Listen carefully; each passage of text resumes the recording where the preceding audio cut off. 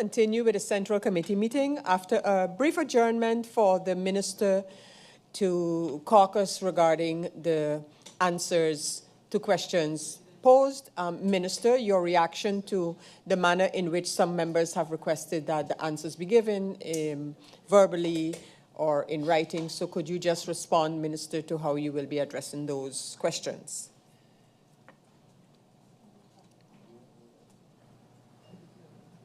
Through you, Madam Chair, the question posed by MP York with regards to the forensic lab and its magnitude, I'll just say straight out, the country does not have any money at this moment with regards to fulfilling that dream that we have, as I too was part of the police force for 17 years, and it has been a talk for a very long time.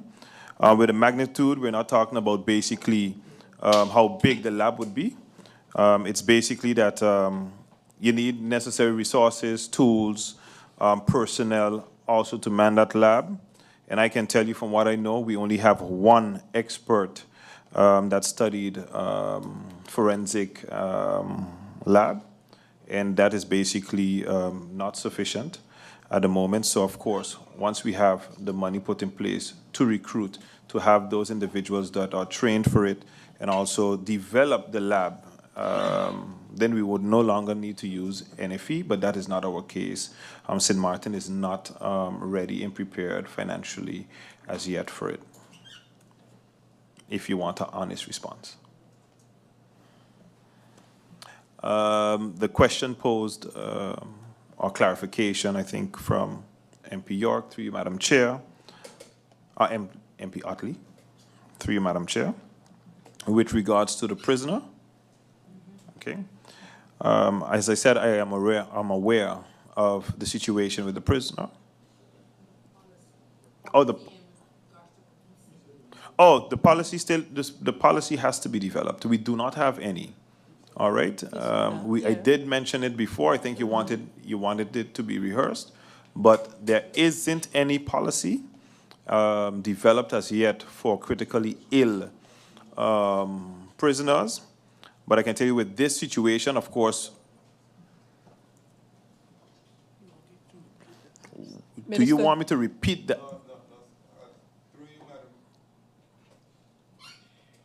MP Otley, Through you, Madam Chair, I was specifically asking, not the release of the prisoner, you answered that. I was asking the process, who was in charge for the release? Release in general, the prosecutor or yourself? And you gave a breakdown, but I didn't get it. You said something with the judge and ultimately is you. So I would like clarity on that aspect there, not the release of that prisoner.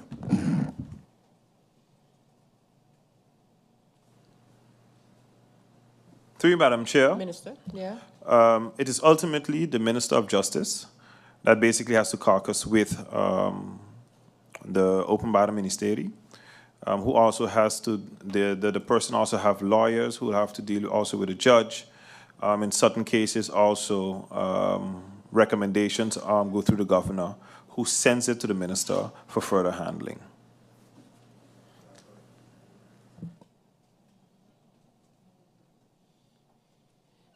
Minister?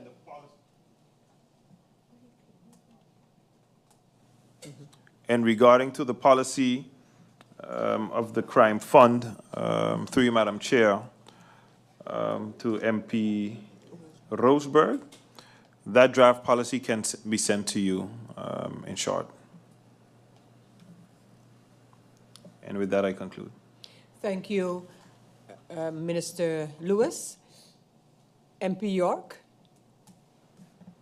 Thank you, Madam Chair. I would like to thank the Minister for his honest answer to my question, but I don't think the Minister, through you, Madam Chair, fully understood where we're coming from. I'm very well aware that there's no money right now, currently, as we've been perusing the budget for the last couple of days, but that was not my question. My question was more of in the vein of what is the ministry's vision when it pertains to the lab, because the more we complain of the fact that we're not ready for it today, is another step in the wrong direction of getting prepared for it for tomorrow. So my question is, what is the vision for the ministry, because that same answer the minister gave me just now, Madam Chair, as the minister alluded to, since he was a police officer himself, that's been the case. But that exact answer that he gave me could have been given then as well, and I'm sure it was given then as well. So the minister has been in the force for an extensive period of time, and to see that the answer today is the same answer that could have been given 10 to 15 years ago means that we're doing something wrong. So hence my question moving forward. I know it's not a fly-by-night thing, maybe not for this budget or the next budget, but more as what's the ministry's vision in making something like that a reality. That is more where my question came from. Okay, thank you, MP York. MP Roseberg. Thank you, Madam Chair. Just seeing the question of MP York and also my experience and knowing as well that a lot of cases are being sent to the NFE, as the minister mentioned, that hopefully in the future or whenever we will have our lab, it wouldn't have to be sent to NFE. I do know that it in the past has been looked into to see if maybe the Caribbean islands, like Curacao, Aruba, and Sint Maarten, can look into having something in the Caribbean so that eventually, also with different cases, it can be handled more faster. So maybe just as an advice for the ministry, and also knowing in practical cases how it does go, that might be an idea. And then in the future to look if St. Maarten can handle those costs on their own. Just a little input. Thank you for that notification, MP Roseberg. Minister?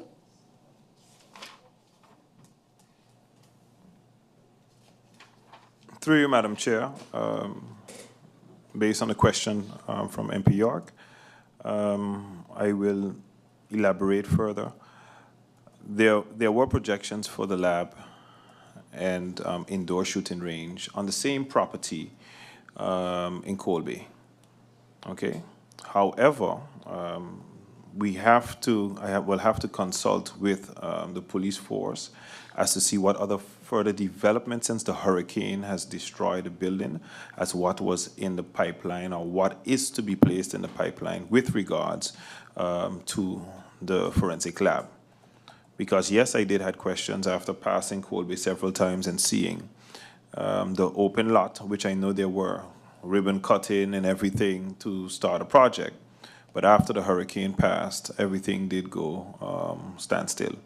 So I will have to caucus with the management of the police force and see what will be in the pipeline with regards to the lab.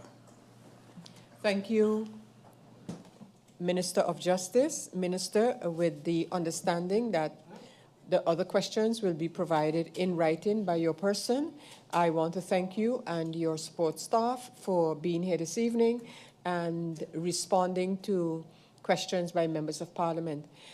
Minister, you are actually the next minister up as well, now in the capacity of Acting Minister of Education, Culture, Youth and Sports, but I will now allow for a brief adjournment for 2 minutes so that we can have the change of staff. And we will then get those of the support staff of the minister for the Ministry of Education, Culture, Youth and Sports. So the meeting is adjourned for 3 minutes.